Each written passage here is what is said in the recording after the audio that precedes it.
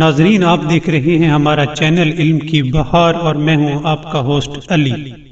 ناظرین، جب حضرت آدم اور حضرت حوا کو جنت سے نکالا گیا تو حضرت آدم کوہ صفا پر اترے اور حضرت حوا کوہ مروا پر اتری۔ تب حضرت آدم نے کہا کہ حضرت حوا میرے لیے حلال نہیں، اگر وہ حلال ہوتی تو وہ میرے ساتھ کوہ صفا پر اترتی، اس لیے وہ مجھ پر حرام ہے۔ ناظرین، کچھ عرصہ حضرت آدم حوا سے الگ رہے۔ وہ دن میں کوہ مروا پر ان کے پاس جاتے اور ان سے باتیں کرتے، اور جب رات ہوتی تو غلبہ نفس کے خوف سے کوہ صفا پر لوٹ آتے اور رات اسی پر گزارتے۔ اس دوران اللہ تعالیٰ نہ ان سے کلام کرتا تھا اور نہ کوئی اپنا قاصد بھیجتا تھا۔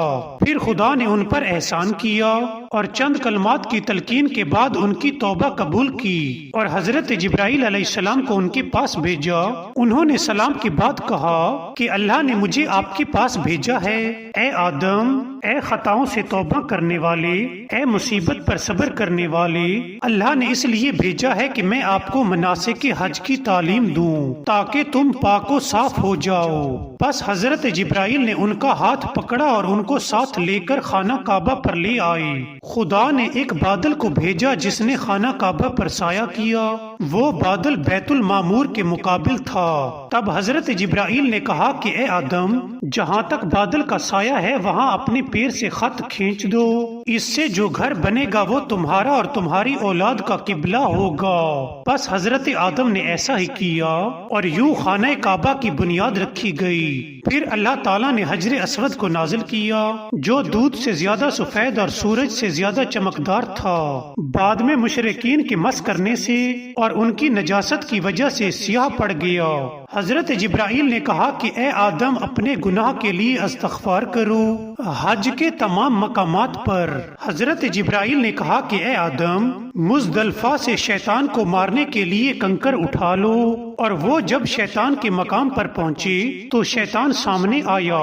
اس نے کہا کہ اے آدم، کہاں جا رہے ہو؟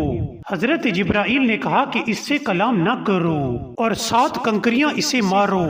حضرت آدم نے ایسا ہی کیا اور پھر شیطان کو کنکر مار کر فارغ ہوئے۔ پھر حضرت جبرائیل نے کہا کہ اب قربانی کرو اور قربانی کر کر اپنا سر منڈوا لو۔ اس کے بعد بیت اللہ کی زیارت کرو اور اس کا طواف کرو، اور پھر صفا و مروہ کے درمیان سعی کرو، اور اس کے بعد بھی بیت اللہ کا طواف کرو۔ حضرت آدم نے ایسا ہی کیا۔ تب حضرت جبرائیل نے کہا کہ اب اللہ نے تمہاری توبہ قبول کر لی اور تمہاری زوجہ کو تم پر حلال کر دیا۔ ناظرین، اس واقعے سے ہمیں سبق ملتا ہے کہ بیت اللہ کا حج کرنے سے اللہ تعالیٰ تمام گناہ معاف کر دیتا ہے، اس لیے ہمیں چاہیے کہ حج کرنے کی پوری کوشش کیا کریں۔ اس لیے ہمیں چاہیے کہ حج کرنے کی پوری کوشش کیا کریں۔